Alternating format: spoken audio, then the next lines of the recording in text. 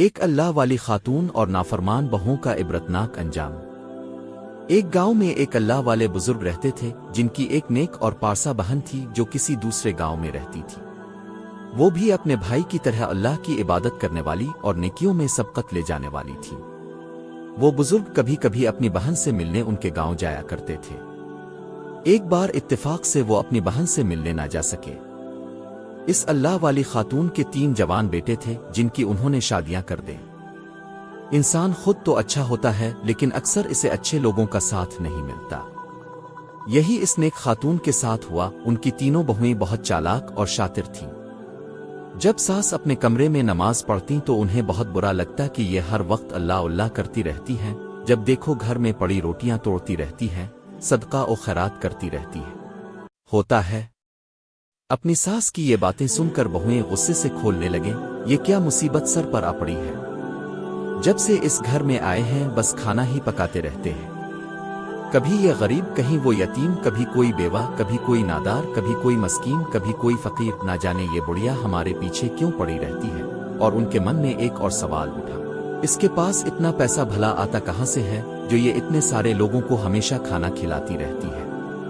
وہ اپنے شوہروں سے اکثر یہ پوچھا کرتی تھی، آخر اب کی ماں کے پاس کوئی زمین جائیداد ہے؟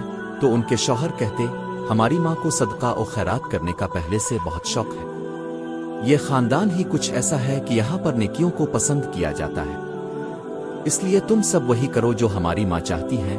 شوہر اپنی بیویوں کو یہ کہہ کر کام پر چلے جاتے تھے۔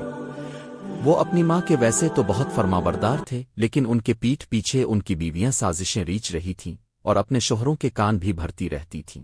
شوہر سے کہا، آج ماں جی نے اکیلے مجھ سے سارے گھر کا کام کروایا ہے، یہاں تک کہ یہاں پر 50 لوگ آئے تھے، ان کے لیے اکیلے میں نے کھانا تیار کیا جس کی وجہ سے میرا ہاتھ زخمی ہو گیا ہے۔ مجھے درد ہو رہا ہے، اب مجھے اس گھر میں نہیں رہنا ہے۔ آپ کی ماں نے ہمیں پریشان کر کے رکھ دیا ہے، نہ اپنی خبر لے سکتے ہیں نہ ہی اپنے بچوں کی۔ آپ تو ہمیں الگ کر دیں، ان کو گھر سے کسی اور جگہ بھیج دیں۔ چھوٹا بیٹا جو ماں کا اتنا فرمانبردار نہیں تھا، اپنی بیوی کی حالت دیکھ کر غصہ ہو گیا۔ وہ اپنی ماں کے پاس آیا اور کہنے لگا، آپ نے کیا ہماری بیویوں کو نوکر سمجھ رکھا ہے جو ان سے روزانہ ہزاروں لوگوں کا کھانا پکواتی رہتی ہے؟ آپ کو اتنا ہی شوق ہے تو اپنے بھائی کے گھر چلی جائیے، وہاں جا کر ان کے ساتھ نیکی کے کام کیجیے، دین کی تبلیغ کیجیے۔ بیٹے کو پہلی بار اس لہجے میں بات کرتا دیکھ کر ماں کو بہت دکھ ہوا۔ بننا چاہتی تھی غیب سے مدد اور معجزاتی دسترخوان۔ وہ چلتی چلی جا رہی تھیں، راستے میں ایک خوبصورت سا نوجوان نظر آیا جو اس خاتون کی طرف بڑھا آ رہا تھا۔ نوجوان نے قریب آ کر کہا، ماں جی، آپ اکیلی کیا کہیں جا رہی ہیں؟ وہ خاتون کہنے لگیں، کہیں نہیں بیٹا، میں تو بس منزل کی تلاش میں ہوں، اس لیے سفر پر نکل پڑی۔ اس نے کہا، لگتا ہے آپ اکیلی ہیں، آپ کا کوئی بھی نہیں ہے۔ وہ خاموش ہو گئیں۔ لڑکا کہنے لگا، کوئی بات نہیں، یہاں قریب ہی میرا ایک چھوٹا سا گھر ہے جہاں میں اکیلا رہتا ہوں، آپ آئیے وہاں پر میرے ساتھ رہیے۔ وہ خوبصورت سا لڑکا بوڑھی عورت کو لے کر اپنے گھر آ گیا۔ گھر بہت ہی چھوٹا لیکن سکون بھرا تھا، جو جنگل کے بیچوں بیچ بنا ہوا تھا۔ اس گھر کے سامنے ایک صاف شفاف ندی بھی بہہ رہی تھی۔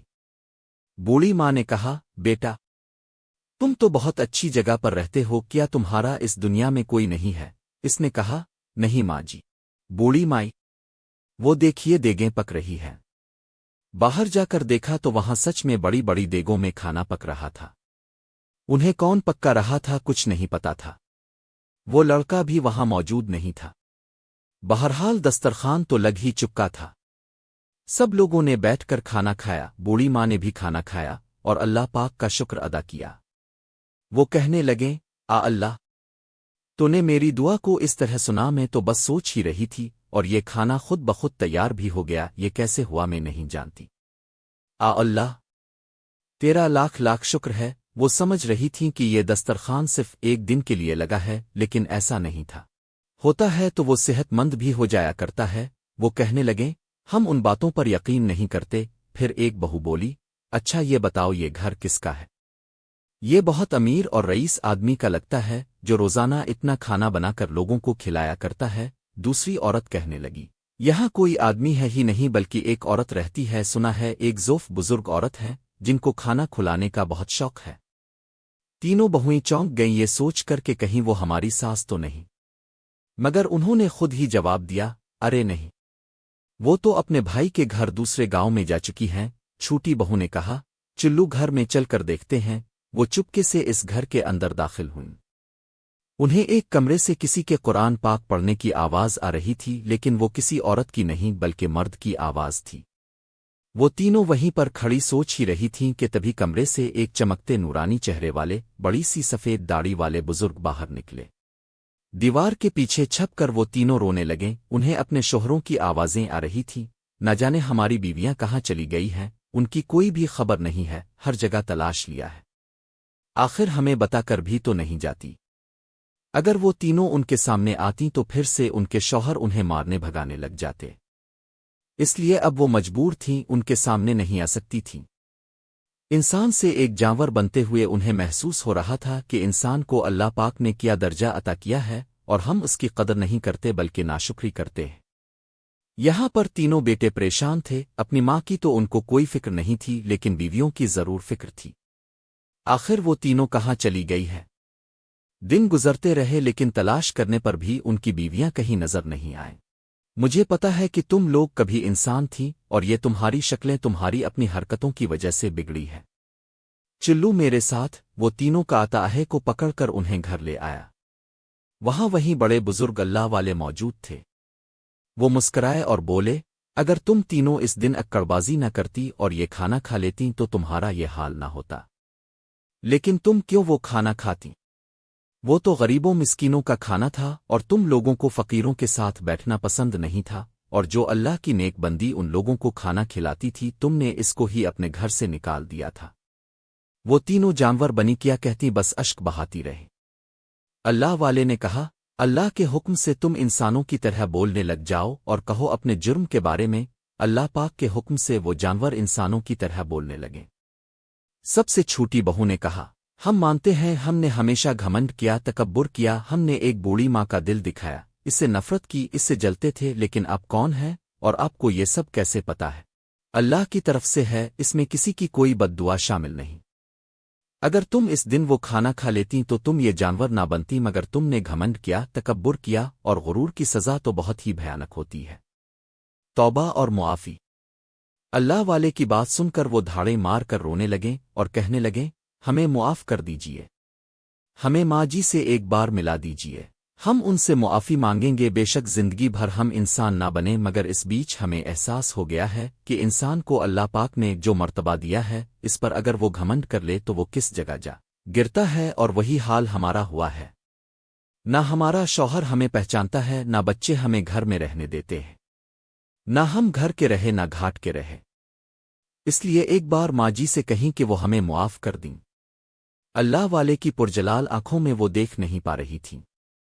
پھر انہوں نے کہا، اے نوجوان، ہماری بہن کو بلا کر لاؤ۔ ان کی والدہ کو بلا کر لایا گیا، جن کی آنکھوں میں ڈھیروں آنسو تھے۔ تینوں اللہ والے کے حکم پر اپنے شوہروں کو بلانے چلی گئیں۔